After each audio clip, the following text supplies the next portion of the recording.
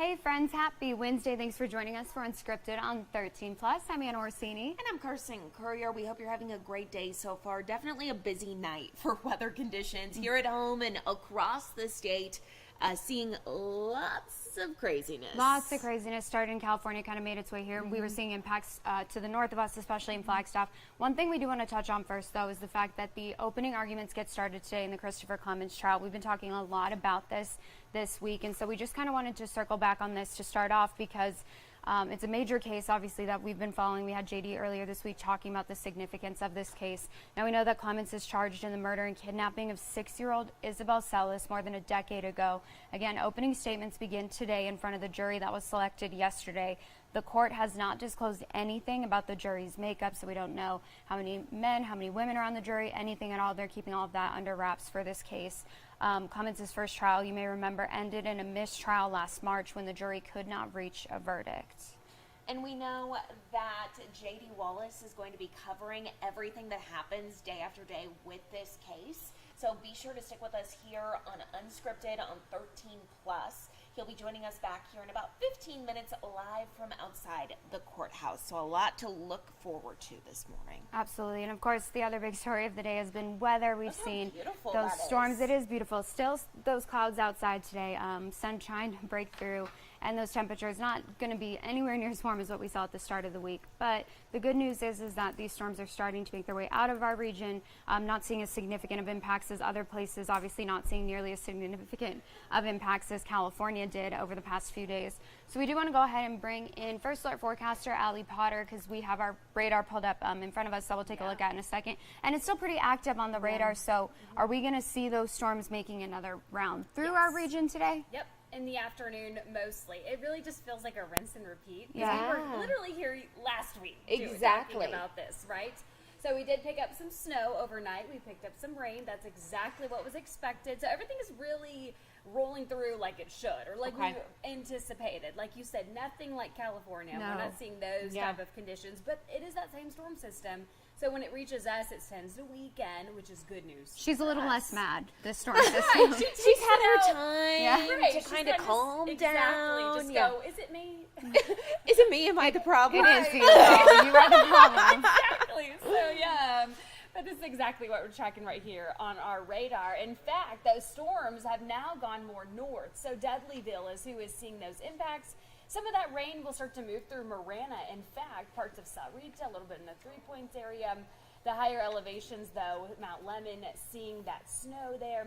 Maybe a little bit of moisture sticking around in Oro Valley and the Catalina area. So, as of 4 o'clock this morning, we have not received any type of rain updates when it comes to any type of measurements.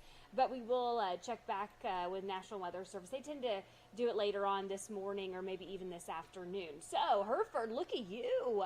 1.25 inches of rain overnight. Dan Saddle, close to 1 inch of rain. Ajo did really well as well. Bisbee, Sierra Vista, under that 1/2 inch mark. Green Valley, Oro Valley, around 7 inch. But again, more rain to come for that area. But this is exactly what we were talking about the start of the week. So what does the rest of our day look like? It is the First Alert Action Day. If you didn't know, we've been talking about it all week long. This is exactly what we're going to be seeing throughout the rest of our Wednesday. Happy Wednesday, by the way. We'll start to dry out, though, on your Thursday, and then another round of storm later on.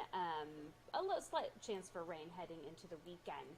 How much rain could we get between now and Friday? Well, our GFS model is saying 1/4 inch for the Tucson metro area, 19, a little less than 1/4 inch for the Safford area, 600ths of an inch for Sierra Vista, and 1,300 of an inch for the Nogales area. Take a look at this on Summer Haven. Starting to see those flurries in the mix at this moment.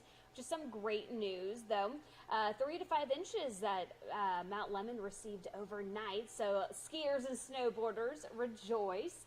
By the way, we still have this winter storm warning in effect. It went into effect at 5 o'clock yesterday. It rolled through, of course, overnight, bringing us that snow, but it's going to continue all day long. It will expire this evening at 11 o'clock. Snow 12 to 24 inches. Possible above 7,000 feet. And like I said, we've already getting reports of 3 to 5 inches of snow. So we have a little ways to go to see that 12 to 24 inch mark, but those wind speeds will also be there as well. And oh my goodness, speaking of those wind speeds, woohoo, yesterday, quite the breezy conditions, huh? We actually clocked in 59 mile per hour wind speeds just in the Tucson metro area. Today, not as windy as we saw, but we will see those breezy conditions in the mix, but temperatures really starting to drop. 56 for Tucson, 49 in Nogales, 54 for Green Valley, 54 if you're in the Douglas area. Today's forecast, though, we do have a 70% chance for rain, so that's why we have a first alert action day. Tomorrow, a 30%, 20 on Friday, rain, 40% chance on your Saturday. But notice we tend to drop when it comes to those temperatures. So if you have some weekend plans, I'm so sorry. You're going to need a coat for that and maybe some rain gear on Saturday because we're starting to trend upward when it comes to those pops. So we started to maybe have like a 10% chance for rain earlier this week, and that has since gradually changing, and now we're at a 40. So that's on your Saturday. Sunday looking great. If you're going to the Phoenix Open, by the way, temperature-wise, it is going to be on the chilly side, so do grab that jacket, especially on the golf course. It tends to be a little bit more breezy, but that, of course, that's in the Flagstaff area. But temperature-wise, similar, and they are expecting some rain on Saturday. Okay. Anna's like, well, I'm going to Waste Management. I am on Friday. I am, yeah. And I told my sister, because she's like, are we going Saturday? I was like, we're not, because that's when they're expecting to have more rain. Yes. And so I don't want to stand outside in the rain at a golf course. There's no amount of alcohol in the world that can make that fun. There's a tent.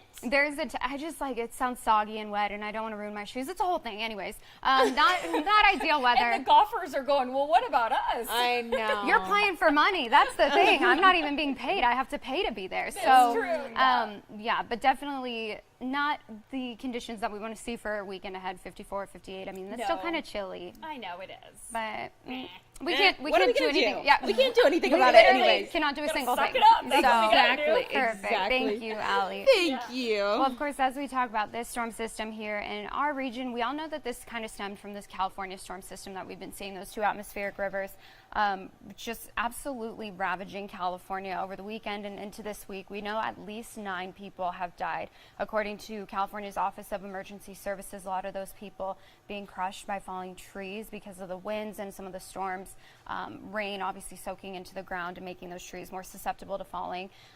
Thousands of people still without power in California, and some areas around Los Angeles reported almost a foot of rain in 3 days, over 400 mudslides as well. So literally all the things in California, from the winds to the trees to the mudslides, flooding, a lot of dangers out there. And they typically aren't used to this, so keep that in mind. Yesterday, if you were watching Unscripted on 13 Plus with Anna and I, we showed you a huge tree that fell, that a lot of people are dealing with that happening too. These trees that have been up for hundreds and hundreds of years and then not being used to these weather conditions, as you can see on your screen there. Now, in some parts of Southern California, evacuation orders are in place and a state of emergency has been issued. Now, Nevada and Arizona could see some flooding, but as Allie Potter just told us, nothing like they're seeing in California. So I guess you could say that's some good news for us. We are still getting the much needed rain that we need, but not in this capacity. Yeah, not anything as severe. So that is some good news, but still take the precautions. I know driving in this morning, there were some puddles on the roadways. Just be cautious, use extra caution, build in extra time for your drive, just because. And we also know that this morning Catalina Highway was closed heading up to Mount Lemon, except for people who work and live up there. So definitely shows that they got the snow, that conditions can be dangerous. So just be careful is the main point of this story. Absolutely. And something else we're keeping an eye on today, big breaking news we're following this morning. Right now a search is underway for a military helicopter that was reported missing early this morning near San Diego. Cal Fire says that call came in around 1 o'clock after the helicopter failed to show up at the Miramar military base. Now the Marine Corps has confirmed that 5 Marines were on board. The helicopter was last seen in the area of Pine Valley, a mountainous region about 30 miles east of downtown San Diego. Sheriffs are sending their search and rescue team out to the area. Cal Fire is also assisting in this search. Now, the search comes as we were just telling you, California dealing with the impacts from that recent winter storm, which the Sheriff's Office says will impact their search efforts. So we'll continue to follow this story throughout the morning. We'll keep you you updated on air and online with the very latest. We always like to remind you, if you do not have our 13 News app, download it because we do send push alerts whenever we get updates about breaking news stories, so you will be the very first to know. Absolutely. I was actually going to say that, so I'm glad that you touched on that because we actually pushed this out this morning right when we had it on air. So if you want to know the latest in this case, be sure that you have that. You'll have all the latest information on your fingertips. You can also see where the story is on our website, so you can follow along as updates come in. But something we're keeping a close eye on today.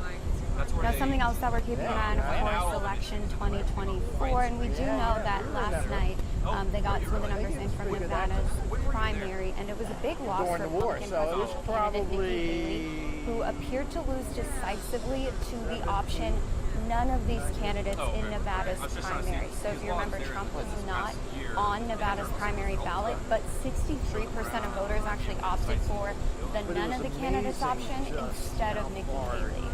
Now, the Nevada GOP primary carried a little weight to state Republicans will award their delegates through party-run caucuses. Trump is the only candidate set to participate in tomorrow's caucuses, putting him on a path to claim all of Nevada's 26th. And I'm not telling you Again, it's secret. huge loss for Nikki Haley. It's known that Assume she wasn't expecting here, so we'll keep watching that for you. Obviously, we'll follow all the very latest as we get closer and closer to the presidential election. $4 million a day. Now, aside from all of the craziness in Washington, D.C., California, we want to go back to some good news, some very good news today. Pet of the Week is what we do every Wednesday now. And our Pet of the Week this week is so She cute. looks so sweet. She's a very You got to nice meet girl. her, I didn't you? did. Her name's Bonita, and so we went over to PAC yesterday to meet her. I cannot say enough good things about this dog. Obviously, all the dogs in the shelter are deserving of a home. She was so sweet, so well behaved, so friendly, and I was just looking at her like how, and Doesn't so it kind pretty. of break your heart though to see that she's such a good girl and she's still in the shelter? It does, because when you think about the number of dogs that they have at PAC, obviously they're not, training these dogs 24/7. They're doing very, basic. What I can do is say, let's see what Christopher Clemens looks like, as well as 6-year-old Isabel Celis, so they can roll some video while I'm talking, and then I'll say back out here live. Right now at PAC. I can't There you stand it. are. Oh, I I'm let that dog, jealous. I know, she kissed me right on the mouth. I didn't even care. She's so sweet. She's also very, very smart. Treat motivated. Again, Bonita's up for adoption right now. Yeah, at the PAC. future reference, She they should is have that usually, a young okay? dog. Just because Yeah, she's I need to very be able to look athletic. down and things She like came to PAC that. as a stray back in September, so she's been there quite a while now, almost 6 Uh-huh. months. Bonita is very friendly. She's a silly girl. She loves snuggles Okay. with her favorite people. She likes playing with other dogs, sniffing her way through the park and rolling in the grass. She is, and she looks big. I was looking at this video. She looks like a bigger dog. She's not that big, so if you compare her to a golden retriever, she's smaller. She's kind of a medium-sized dog. She's not Maybe like super 50 big. pounds? Yeah, Okay. probably around there, 40 to 50. She's a very good-sized dog. Okay. For somebody who's like, oh, I don't need the Great Dane. She looks like Like a great family dog. yeah, and she actually has a brother at PAC as well, but Bonita's a very nice girl, very smart, treat motivated, so you can see she just wants to please you. She just wants to be good and get all the treats. So she is free to adopt. That's the thing. She's free. You do have to pay a $20 licensing fee if you would like to adopt her. Other than that, though, adoption includes spay, neuter, age-appropriate vaccines, a microchip, and then your first vet visit is free. So she deserves a home. We have to find Bonita a home. Somebody please do. adopt her We if you have can. to. She's just the Oh, my nicest girl goodness. and the prettiest. And look at With that her pink sit. little bandana. I know, she was so well behaved, such a nice girl. I mean, I wouldn't have let her come up and kiss me in the face if she wasn't. She's a very, very good girl. So if you would like to meet Bonita, Okay. you can head over to PAC today. They open All at right, 1:30 thank until you. 7. Those are their hours for today. It's located at 4000 North Silverbell. Again, Bonita is free to adopt. That is with a $20 licensing fee, though, so just be aware of that. And then PAC is open on Monday, Tuesday, Thursday, and Friday from 12 to 7. So if you want to head out there tomorrow, 12 to 7. And then weekends, 10 a.m. to 5 p.m. So head over there, ask for Bonita. She's such a sweet, sweet girl. And hopefully we can find her a home. And if you do adopt Bonita, or if you know someone else who adopts Bonita, send us a picture or comment down below. Maybe tag someone who's looking for a dog. She looks like the sweetest girl. You just saw her interacting with Anna there. So let us know. Comment down below. Or share with us if you do adopt Bonita. She's just the sweetest. Yeah, send us an email. Any dog, honestly, from PAC. We want to see it. And we want to highlight that, too, especially, with so many dogs in the shelters. If you adopt a dog, let us know. We would love to give you a special shout-out for that because there's a lot of dogs who need homes. And And something else we are following today, big announcement today, a lot of people waiting to hear about this, the Tucson Rodeo Parade. We will learn who will be this year's Grand Marshal. Yes, very exciting here. I know everyone always gets super anxious to see who's going to be announced. The festivities kick off on Saturday, February 17th at the Rodeo Grounds on 6th Avenue, and it runs through Sunday the 25th. Gates open up at 11 with mutton bustin' and junior rodeo before the main events get going at 2. Perfect, thank you. Full schedule up on our website right now. That's KOLD.com. So don't forget about the Rodeo Parade. That's on Thursday, February 22nd. But again, waiting to get that big announcement about who the Grand Marshal will be this year. And we will let you know as soon as we find out. Well, as we mentioned at the start of Unscripted, today is the beginning opening arguments in the Christopher Clemens trial. Big story, something that a lot of people have been waiting for.